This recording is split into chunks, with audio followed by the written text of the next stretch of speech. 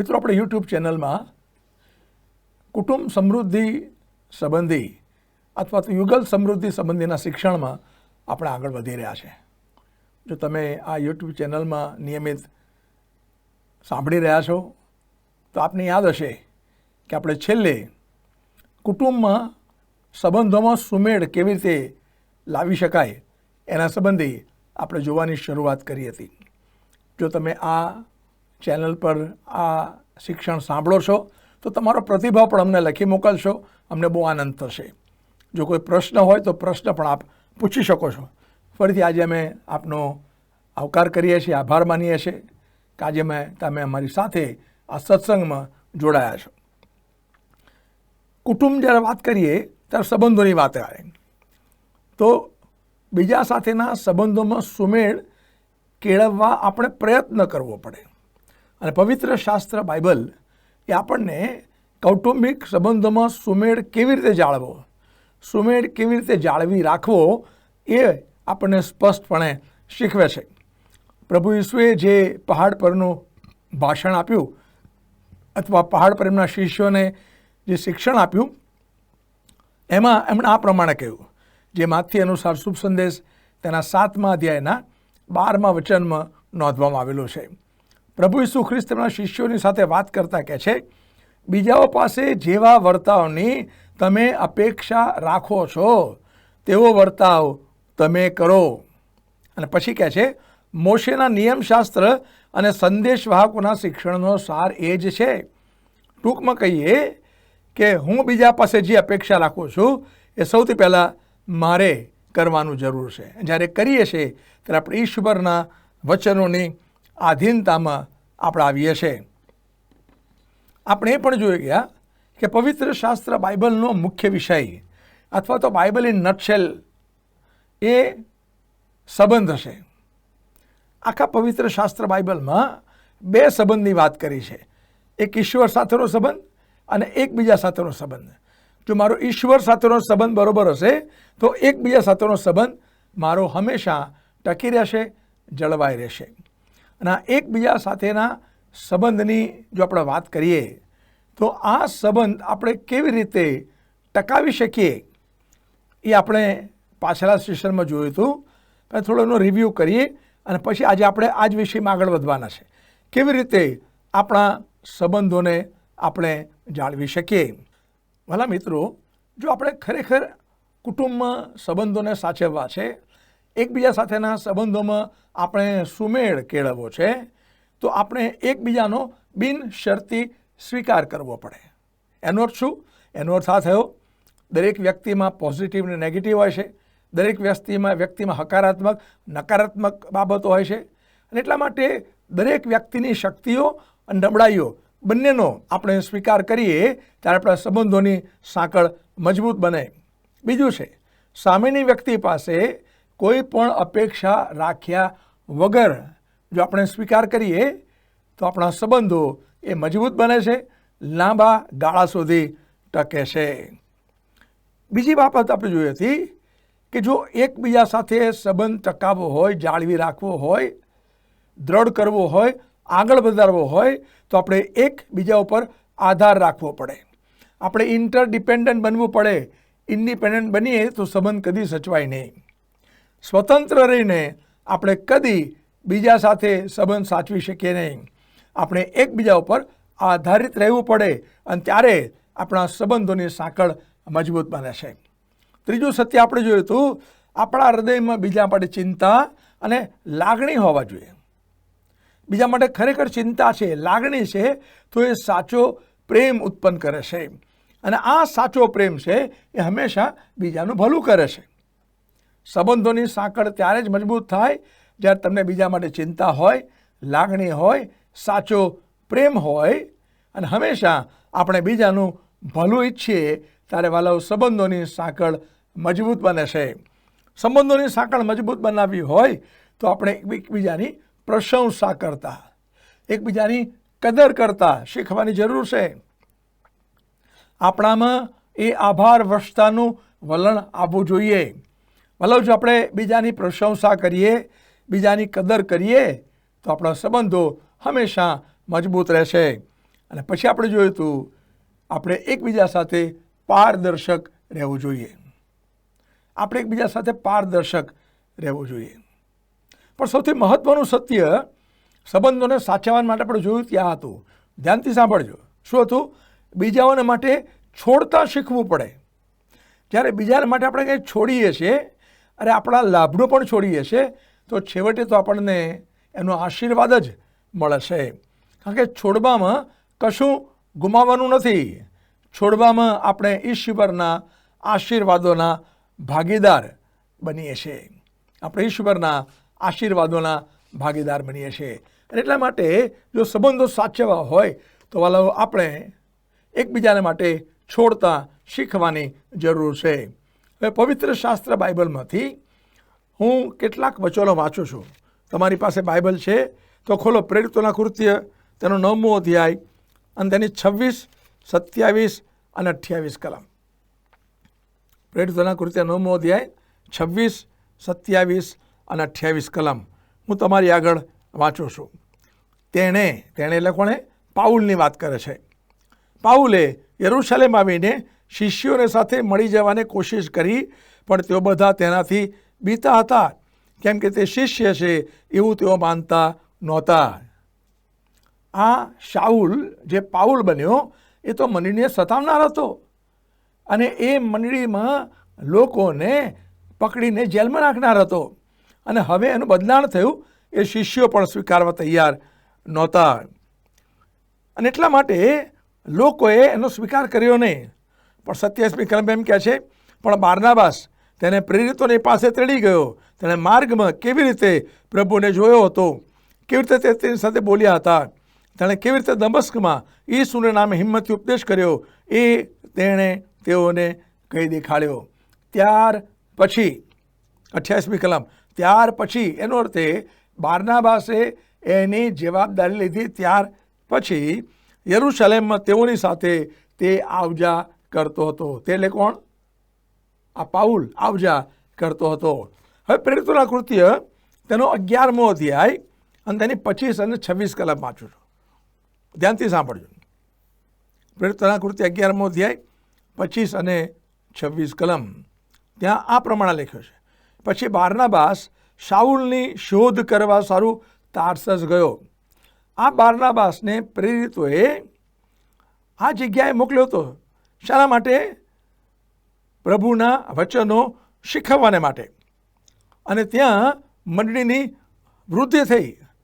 અંત્યોખમાં બારનાબાસ આવ્યો, પછી લોકો પ્રભુમાં ઉમેરાયા અને હવે અંત્યોખને એમ બારનાબાસને એમ લાગ્યું મારે મદદની જરૂર છે. એટલે શું કરવા ગયો? ત્યાં લખ્યું છે, પછી બારનાબાસ શાઉલની શોધ કરવા સારું તાર્સસ ગયો. શાઉલને શોધવા માટે ગયો. શું કરવા? કે જેથી કરીને શાઉલ એને પ્રભુના કામમાં મદદ કરે. અને તે મળ્યો. 26મી કલમ. તે તેને અંત્યોખ તેડી લાવ્યો. તેઓએ આખું વર્ષ મંડળીની સાથે રહીને ઘણા લોકોને બોધ કર્યો. શિષ્યો પ્રથમ અંત્યોખમાં ખ્રિસ્તી કહેવાયા. અહીં તમે જોયું, સંબંધો સાચવવા હોય તો તમારે શું કરવું પડે? અહીં ગાડી આ યરૂશલેમના સંતો પાઉલનો સ્વીકાર કરવા તૈયાર નહોતા, પણ બારનાબાસ એ યરૂશલેમમાં જે શિષ્યો હતા, આગેવાનો હતા, એમની અને આ શાઉલની વચ્ચે ઊભા રહ્યા અને કહે છે, ભાઈ હું એને ઓળખું છું, તમે એનો સ્વીકાર કરો. અને ત્યાર પછી એનો સ્વીકાર કરવામાં આવ્યો. અને પછી બારનાબાસ એને શોધવા ગયો. એને પોતાની સાથે એણે સેવામાં સામેલ કર્યો. અને આપણે જાણીએ છીએ, શું જાણીએ છીએ? પાઉલ એ મહાન મિશનરી બન્યા.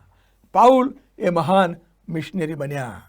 એવો બીજો બનાવ એ પ્રેરિતોના કૃત્યના 13મા અધ્યાયમાં છે. 13મો અધ્યાય 5મી કલમ અને 13મી કલમ. બારનાબાસ અને પાઉલ હવે પવિત્ર આત્માની દોરમણીમાં પ્રથમ મિશનરી મુસાફરીએ નીકળ્યા છે. અને ત્યારે આ બારનાબાસનો ભત્રીજો માર્ક જુવાનીઓ હતો. 13મી કલમમાં લખ્યું છે, એ પણ એની સાથે જતો હતો, સેવામાં જોડાયો. પણ પછી સેવામાં એને ફાયું નહીં, એટલે એમને મૂકી અને પાછો આવતો રહ્યો. સેવામાં જોડાયો તો ખરો, પણ પછી પાછો આવતો રહ્યો. પાઉલ ને બારનાબાસ સાથે ગયો નહીં. હવે પ્રેરિતોના કૃત્યના 15મા અધ્યાયમાં આવીએ તો પાઉલ ને બારનાબાસ પ્રથમ મિશનરી મુસાફરી પૂરી કરીને અંત્યોખમાં પાછા આવ્યા છે. અંત્યોખની મંડળીને પોતાનો રિપોર્ટ આપે છે અને ત્યાર પછીથી તો નક્કી કરે છે આપણે હવે જ્યાં જ્યાં સુવાર્તા પ્રગટ કરી એ લોકોની મુલાકાત કરીએ. ત્યારે બારનાબાસે બહુ ભોળા ભાવે એમ કીધું, ભાઈ પાઉલ એક કામ કરને, આપણે માર્કને પણ સાથે લઈ લઈએ. પણ પાઉલ છે ને બહુ કડક વ્યક્તિ હતા. પાઉલ એમ કીધું કે ભાઈ માર્ક આપણી સાથે આવ્યો, સેવામાં ટક્યો નહીં, એ તો નાસીને જતો રહ્યો, પાછો જતો રહ્યો, આપણે એને સાથે લેવો નથી. અને ત્યાં લખ્યું છે આ બાબતના કારણે બારનાબાસ અને પાઉલની વચ્ચે સંઘર્ષ થયો, તકરાર થઈ. ધ્યાનથી સાંભળજો, આ બે પ્રભુના સેવકો જે પ્રભુનું સેવા કાર્ય કરતા હતા, પણ માર્કના કારણે બંનેની વચ્ચે તકરાર થઈ. બારનાબાસ એમ કહેતો હતો ભલે માર્ક નિષ્ફળ ગયો પણ આપણે એને લઈ જઈએ, ફરી તૈયાર કરીએ. પણ પાઉલ એમ કહેતા હતા કે એક નિષ્ફળ ગયો એકવાર, એના નામ પર ચોકડી, આપણે નથી લઈ જવો. તકરાર એટલી વધી, ત્યાં લખ્યું છે પાઉલ અને બારનાબાસ બંને અસંમત થવાને માટે સંમત થયા. ઓકે ભાઈ બારનાબાસ, કંઈ વાંધો નહીં, આપણે એક કામ કરીએ, તું માર્કને લઈને જા, હું સિલાસને લઈને જાઉં છું. અને ત્યાં લખ્યું છે બારનાબાસ અને પાઉલ એકબીજાથી જુદા પડ્યા. બારનાબાસ માર્કને લઈને સેવા માટે આગળ વધ્યા અને પાઉલ સિલાસને લઈને આગળ વધ્યા. અહીં તમે જુઓ, અહીંયા એમના સંબંધો તૂટી ગયેલા લાગે છે આપણને, પણ સંબંધો તૂટી ગયા નથી. એ લોકો અસંમત થવાને માટે સંમત થયા. બે વ્યક્તિ એકબીજા સાથે સંમત ના થાય તો સંબંધો તોડી નાખવાની જરૂર નથી. અસંમત થવાને માટે સંમત થવાની જરૂર છે. પણ પરિણામ કયું આવ્યું ખબર તમને? પરિણામ એ આવ્યું કે આ બારનાબાસે પાઉલમાં પણ પોઝિટિવ બાબતો જોઈ અને માર્કમાં પણ પોઝિટિવ બાબતો જોઈ, અને બારનાબાસ પાઉલની સાથે ઊભા રહ્યા, માર્કની સાથે ઊભા રહ્યા. પરિણામ એ આવ્યું, મારા અને તમારા બાઇબલમાં પત્રો છે. પત્રો કોણે લખ્યા? બારનાબાસે લખ્યા? ના વાલાઓ, પાઉલના પત્રો છે. પાઉલના પત્રો છે. મારા તમારા બાઇબલમાં 4 સુવાર્તામાં માર્કની સુવાર્તા કોણે લખી? આ એ જ માર્કે લખી કે જે માર્કને પાઉલે લઈ જવાની ના પાડી. પણ બારનાબાસે એનામાં જે હકારાત્મક હતું જોયું અને એનામાં જે નબળાઈ હતી મદદ કરી અને સુવાર્તાનો લેખક બન્યો અને પ્રભુનો એ સેવક બન્યો. વાલાઓ યાદ રાખીએ, જ્યારે વ્યક્તિમાં આપણે જેનામાં જે હકારાત્મક છે એની પર ધ્યાન કેન્દ્રિત કરીને એનામાં જે નકારાત્મક છે એમાં એને મદદ કરીએ તો ભવિષ્યમાં એ મહાન સેવક પણ બની શકે છે, પ્રભુને માટે મહાન કાર્ય કરનાર બની શકે છે. કયું સત્ય આપણને શીખવા મળ્યું?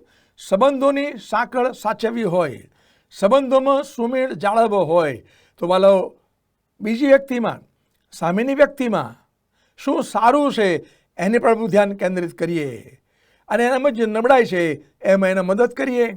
પણ શૈતાન આપણને ઊંધા ચશ્મા પહેરાવડાવે છે. શૈતાન હંમેશા આપણી દ્રષ્ટિ બીજાઓમાં જે ખોડખાપણ છે, બીજાઓમાં જે નબળાઈ છે, બીજાઓમાં જે અધૂરાપણું છે એની પર આપણી દ્રષ્ટિ સ્થિર કરે છે અને આપણે લોકોનો નકાર કરી દઈએ છીએ. માનો પતિ પત્ની તરીકેના સંબંધમાં, માતા પિતા અને બાળકો તરીકેના સંબંધમાં, મિત્રો વચ્ચેના સંબંધમાં અને સમાજમાં એકબીજા સાથેના સંબંધમાં જો આપણે એકબીજામાં જે પોઝિટિવ છે, હકારાત્મક છે એની પર આપણી દ્રષ્ટિ સ્થિર કરીએ, એની પર ધ્યાન આપીએ તો બીજી વ્યક્તિમાં જે નબળાઈ છે, જે નકારાત્મક છે એમાં આપણે મદદ કરી શકીશું અને પરિણામી આવશે કે એ વ્યક્તિનો પ્રભુ મહાન ઉપયોગ કરશે. આશા રાખો સત્ય તમે સમજ્યા હશો. માટે કદી કોઈ વ્યક્તિમાં નકારાત્મક બાબત જોઈને, કોઈ પણ વ્યક્તિમાં નબળાઈ જોઈને એને રાઇટ ઓફ કરી નાખવાની જરૂર નથી. પણ સંબંધોમાં સુમેળ સાચવવો હોય ને તો પવિત્ર શાસ્ત્ર બાઇબલમાં નીતિવચનોનું પુસ્તક છે. એ નીતિવચનોનું પુસ્તક આપણે વાંચવાની જરૂર છે. રોજ એક અધ્યાય વાંચીએ તો એનાથી આપણા સંબંધોમાં ઘણો બધો ફેર પડશે, તફાવત આવશે, આપણા સંબંધોની સાંકળ મજબૂત કરશે. આપણે બધા વચનો વાંચવાના નથી. હું તમને એનો રેફરન્સ આપીશ. જો તમારી પાસે નોટ પેન હોય તો લખી લેજો. પણ એ વચનમાં જે સત્ય છે એ હું તમારી આગળ પ્રગટ કરીશ કે જે સંબંધોને મજબૂત કરવાને માટે બહુ ઉપયોગી છે. તમે તૈયાર છો? નીતિવચનોનું પુસ્તક ખોલો. પવિત્ર શાસ્ત્ર બાઇબલમાં નીતિવચનોનું પુસ્તક ખોલો. નીતિવચનોનું પુસ્તક તેનો 4થો અધ્યાય 15મી કલમ અને 25મી કલમ, અને કોલોસોને પત્ર 3જો અધ્યાય 9મી કલમ. આ વચન આપણે વાંચતા નથી, પણ ત્યાં જે લખ્યું છે આ છે, હંમેશા સત્ય બોલો. અને સત્ય કેવું? પ્રેમમાં સત્ય બોલો અને તે પ્રમાણે કાર્ય કરો. વધારે પડતું બતાવશો નહીં. સંબંધોની સાંકળ જાળવવી હોય, સંબંધોમાં સુમેળ રાખવો હોય તો હંમેશા સત્ય બોલીએ. એ સત્ય પણ પ્રેમમાં બોલીએ અને સત્ય પ્રમાણે આપણે કાર્ય કરીએ. જરૂર કરતાં વધારે પ્રેમ બતાવવાની જરૂર નથી. ઘણી બધી વખત આપણે સત્ય તો બોલીએ છીએ, પણ કેવું સત્ય બોલીએ છીએ? અર્ધ સત્ય. હું તમને સમજાવું. પતિ પત્ની ઘરમાં છે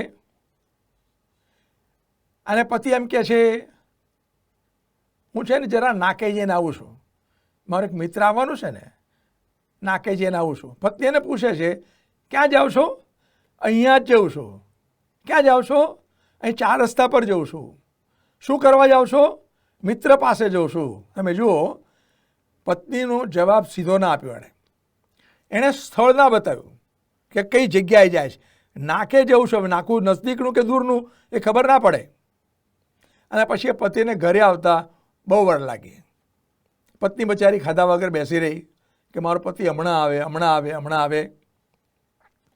એ પતિ લગભગ 3 કલાક પછી આવ્યો અને પેલી પત્ની ખાધા વગર બેઠી હતી. એટલે પત્નીને આગળ આવીને પેલો પતિ કહે છે, અરે ગાડી ખાઈ લેવું જોઈએ ને, અમે તો વાતોએ વળગ્યા અને વાતો કરતાં કરતાં સમયનું જ ભાન ના રહ્યું, એટલે બહુ મોડું થઈ ગયું, આઈ એમ વેરી સોરી. એ પત્ની કે કંઈ વાંધો નહીં, કશું વાંધો નહીં. હવે એ અઠવાડિયામાં આ ભાઈ ઘેર નહોતા અને એમનો જે મિત્ર જેને મળવા ગયા હતા ને એ ઘેર આવી ગયો અને એને બફાટ કરી દીધો. કયો? અરે ભાભી શું વાત કહું, તે દિવસે અમે મળ્યા ને પછી તમે જે વાતોએ વળગ્યા અને પછી એકના બદલે 2 ને 2ના બદલે 3, 3ના બદલે 4 ભાઈબંધ ભેગા થયા. એટલે પછી તમે છેક યુનિવર્સિટી ગયા. કેમ? ચાલો બહુ દાડે ભેગા થયા, ચા નાસ્તો કરીએ અને પછી આપણે ઘરે પાછા આવીશું. એમાં બહુ સમય વીતી ગયો. હો, પત્નીએ ધ્યાનથી સાંભળ્યું. એવું હતું? બહુ આનંદ કર્યો. સારું, કંઈ વાંધો નહીં. પછી ભાઈ તો જતા રહ્યા. કલાક પછી એનો પતિ આવ્યો. પતિને ખબર ના પડી, પેલાને બાફીને ગયો છે. એટલે પત્નીએ ધીરે ધીરે વાત કાઢી, તે દિવસે તમે પેલા મિત્રો મળ્યા હતા ને, તો કેવો સમય રહ્યો હતો? અરે પતિ કહે છે, બહુ ગજબ સમય રહ્યો હતો. અમે તો નાકે ઊભા થાકી ગયા અને વાતો તો મારી ઓછી જ ના થઈ.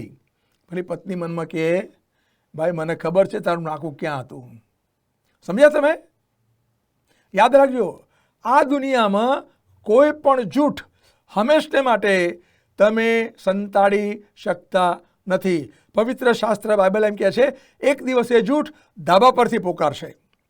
માટે જો સંબંધોની સાંકળ સાચવવી હોય તો ભલે કિંમત ચૂકવવી પડે, ભલે દાંટ ખાવી પડે, પણ એકબીજાની આગળ સાચું બોલો, સત્ય બોલો.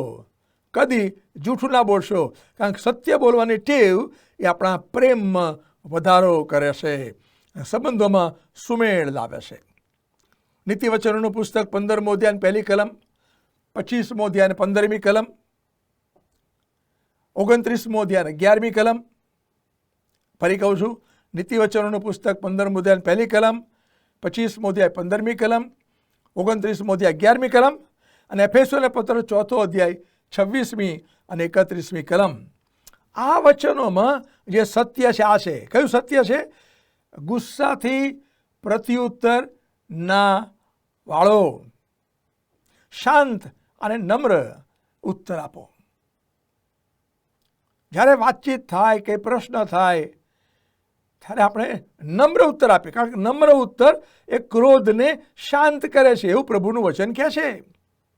માટે વાલો હંમેશા યાદ રાખીએ, ગુસ્સાથી પ્રત્યુત્તર આપવાથી સંબંધો તૂટી જાય છે. અને યાદ રાખજો, શબ્દો એ હૃદયના ભીતરમાં ઉતરી જાય છે અને ગુસ્સાથી બોલેલા શબ્દો એ વિચાર કર્યા વગરના હોય છે, એ તલવારના ઘા જેવા હોય છે. અને એટલા માટે આપણે સંબંધો જાળવવા હોય તો એકબીજા સાથે શાંત અને નમ્રતાથી ઉત્તર આપીએ, ગુસ્સામાં પ્રત્યુત્તર ના આપીએ, તો આપણા સંબંધોની સાંકળ મજબૂત રહેશે. એ પતિ પત્ની વચ્ચેનો સંબંધ હોય, માતા પિતાના બાળકો વચ્ચેનો સંબંધ હોય કે મિત્રો વચ્ચેનો સંબંધ હોય. પણ પાંચમી વાત જે પ્રભુનું વચન આપણને શીખવે છે, ગલાતીઓને પત્ર 6 અધ્યાય પહેલા વચનમાં કહે છે, એકબીજાના બોજ ઉંચકો, ભાર ઉંચકો. પહેલો થેસલોનિકા 5:11 એમ કહે છે, એકબીજાને ઉત્તેજન આપો. કયું સત્ય છે? ધ્યાનથી સાંભળજો. આપણે એકબીજાના ભાર ઉંચકીએ, એકબીજાને ઉત્તેજન આપીએ, પણ શું નહીં કરવાનું? એકબીજા ઉપર દોષારોપણ ના કરીએ, એકબીજા ઉપર ટીકા ના કરીએ, એકબીજાને પ્રસ્થાપિત કરીએ, એકબીજાને ઉત્તેજન આપીએ, તો આપણા સંબંધોની સાંકળ મજબૂત રહેશે, સંબંધોમાં સુમેળ હંમેશા રહેશે. બીજા ઉપર દોષારોપણ ના કરીએ, બીજાની ટીકા ના કરીએ, અને ટીકા કરવી હોય તો તમારી પાસેનો પ્રત્યુત્તર પણ હોવો જોઈએ. છઠ્ઠી બાબત ધ્યાનથી સાંભળજો. રોમીયોનો પત્ર 12મો અધ્યાય 21મી કલમ, પહેલો પિત્તર 2 અધ્યાય 3જી કલમ અને 3જો અધ્યાય 9મી કલમ.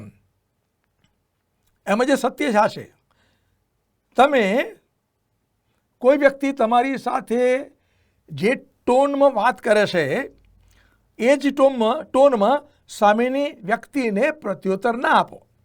માનો કે બે વ્યક્તિ હોય, પતિ પત્ની હોય કે બે મિત્રો હોય, પણ એકબીજાની વચ્ચે કંઈક ગરમાગરમી થઈ, એકબીજાની વચ્ચે કંઈક મતભેદ પડ્યો, અને જો પતિ ઊંચા અવાજે બોલે અને પત્ની પણ ઊંચા અવાજે બોલે તો શું થાય? ઘર્ષણ થાય, સંઘર્ષ થાય, મુશ્કેલી પેદા થાય. અને એટલા માટે આપણે સામેની વ્યક્તિ જે રીતે પ્રત્યુત્તર આપે છે ગુસ્સામાં, એ જ રીતે આપણે પ્રત્યુત્તર ના આપીએ. બીજી રીતે સમજાવું. બે વ્યક્તિના હાથમાં તલવાર હોય અને સામે તલવાર લડાવતા હોય તો શું થાય ખબર તમને? તણખા જરે. પણ એમાં એક વ્યક્તિ પોતાની તલવાર સ્થિર કરી દે અને બીજી વ્યક્તિ પોતાની તલવાર ચલાવે અને બીજી વ્યક્તિની તલવાર એ સ્થિર કરેલી તલવાર પર આમ અથડાતી જાય, શું થાય? વિચાર કરજો, શું થાય? તમને ખબર છે? એ તલવાર બુઠ્ઠી થઈ જાય, તણખા ના જરે. બેઉ ધારદાર તલવાર એકબીજા સાથે અથડાય તો તણખા જરે, પણ એક તલવાર ઊભી રહી જાય, સ્થિર થઈ જાય, અને બીજી તલવાર એની પર અથડાયા કરે તો એ બુઠ્ઠી થઈ જાય અને છેવટે એનાથી નુકસાન ના થાય. આનો અર્થ આ થયો, સામેની વ્યક્તિ આપણી સાથે જે રીતે વાત કરે છે એ જ ટોનમાં પ્રત્યુત્તર આપવામાં સંબંધો બગડી જાય છે, સંબંધો તૂટી જાય છે, એમાં સુમેળ રહેતો નથી.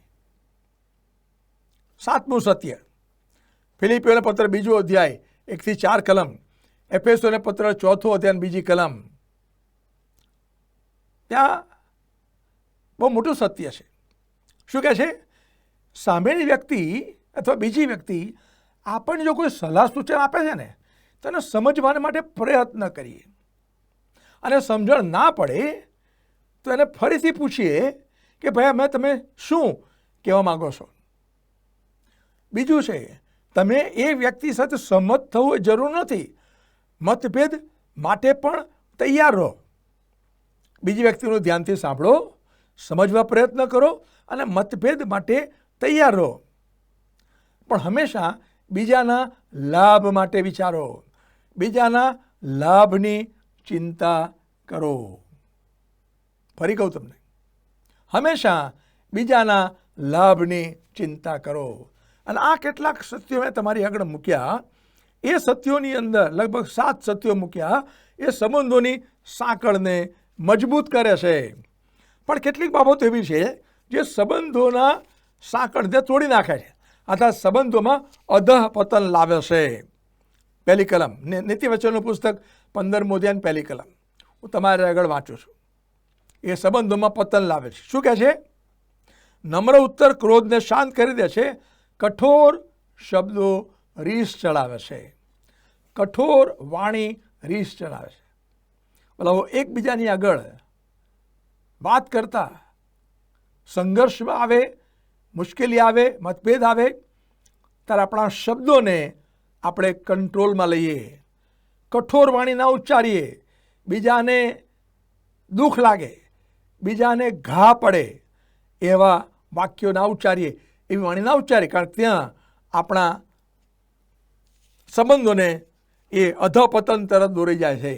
નીતિવચનનું પુસ્તક 16મો અધ્યાય અને 18મી કલમ. ગર્વિષ્ઠ સ્વભાવ છેવટે પાયમાલી છે. ગર્વિષ્ઠ સ્વભાવ એ છેવટે પાયમાલી તરફ લઈ જાય છે. એનો અર્થ એ સંબંધોમાં આપણે કદી અભિમાન ના કરીએ. હું બીજા કરતાં વધારે સારો છું, બીજા બધા મારા કરતાં નીચે છે એવું અભિમાન ના કરીએ, કારણ કે એ અભિમાન એ હંમેશા આપણને અધપતનના માર્ગે લઈ જાય છે.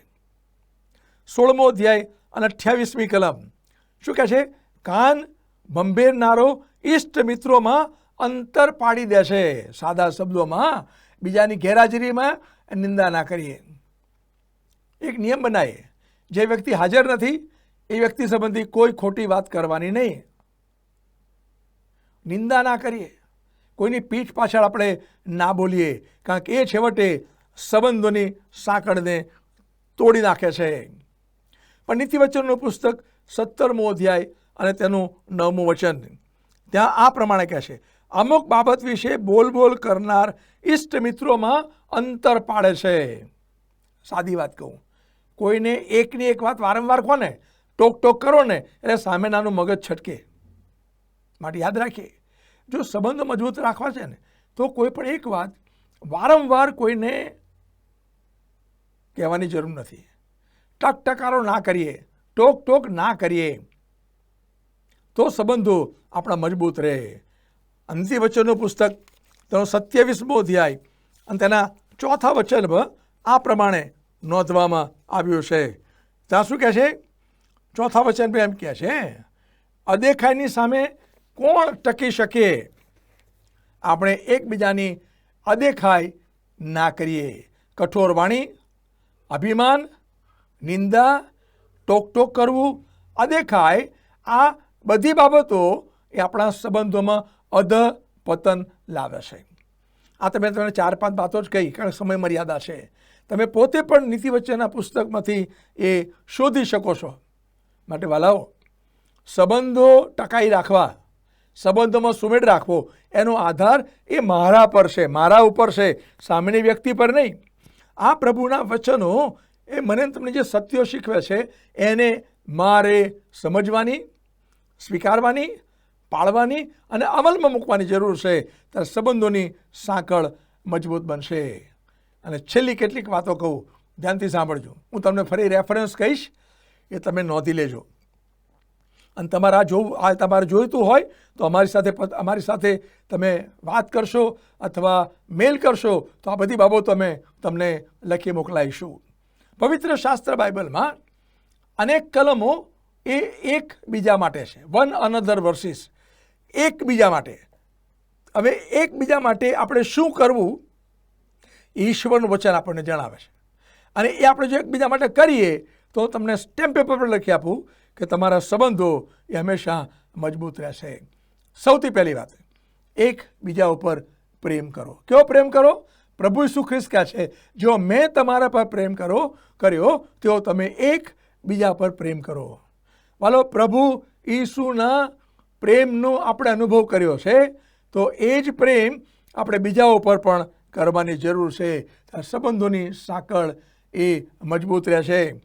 રોમિયોનો પત્ર 12મો અધ્યાય 16મું વચન એમ કહે છે, એક દિલ ના થાવ. વાલો, પતિ પત્ની એક દિલ ના થાય, બે મિત્રો એક દિલ ના થાય, બે વ્યક્તિ એક દિલ ના થાય, તો ત્યાં આગળ સંબંધો એ હંમેશા સુમેળમાં જ રહે, ત્યાં કોઈ તકલીફ થાય નહીં. રોમિયોના પત્ર 15મો અધ્યાય 7મી કલમ કહે છે, એકબીજાનો અંગીકાર કરો. આપણે જોઈ ગયા એ પણ એકબીજાનો અંગીકાર કરો. કેવો? જેવા છે તેવા એકબીજાનો અંગીકાર કરો. ત્યાર પછી એમ કહે છે રોમિયોના પત્ર 15મો અધ્યાય 4મી કલમ, એકબીજાને ચેતવણી આપો. એનો અર્થ એ, જો મારો મિત્ર કે મારો કોઈ ભાઈ કે ખોટું કરે છે તો એની વાત બીજાને કરવા કરતાં એની પાસે જઈને એને ચેતવણી આપવાની જરૂર છે, એને ચેતવવાની જરૂર છે, મારા વાલા ભાઈ આને તને નુકસાન થશે. અને પ્રેમમાં એ જે સત્ય છે, એ ચેતવણી છે, એને આપો જેથી કરીને એને નુકસાન થતું અટકી જાય. એકબીજાની ચિંતા રાખો. પ્રભુનું વચન એમ કહે છે એકબીજાનું સહન કરો. આપણે એવું નહીં કહેવાનું મારામાં સહન શક્તિ નથી, એ તો જૂઠું બોલ્યા કહેવાય. પ્રભુનું વચન બહુ સ્પષ્ટ કહે છે આપણે એકબીજાનું સહન કરીએ. મારે સહન કરવું હોય તો હું કરી જ શકું છું. વાલો પ્રભુ ઈસુ ખ્રિસ્ત એમ કહે છે જે પ્રભુએ મારા તમારા માટે સહન કર્યું એ પ્રભુ મને તમને એકબીજાનું સહન કરવાને માટે શક્તિ આપે છે, કૃપા આપે છે. એફેસોના પત્ર 4 અધ્યાય 32મી કલમ બહુ મોટી વાત. જેમ ખ્રિસ્તે તમને માફ કર્યા તેમ તમે એકબીજાને ક્ષમા કરો. એકબીજાને માફ કર્યા.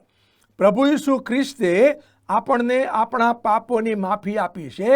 તો હવે આપણી ફરજ છે આપણે એકબીજાને માફ કરીએ, એકબીજાને ક્ષમા આપીએ. તો બહુ સ્વાભાવિક છે ને. સંબંધોની સાંકળ મજબૂત રહે, સંબંધોમાં હંમેશા સુમેળ રહે. એકબીજાને આધીન રહો. એફેસોના પત્ર 5 અધ્યાય 21મી કલમમાં શું કહે છે? જેમ પ્રભુને તેમ તમે એકબીજાને આધીન રહો. આગળ પ્રભુનું વચન એમ કહે છે એકબીજાની સેવા કરો, એકબીજાને શીખવો, એકબીજાનો વિચાર કરો. પહેલો થેસલોનિકા 4:18 એમ કહે છે એકબીજાને ઉત્તેજન આપો.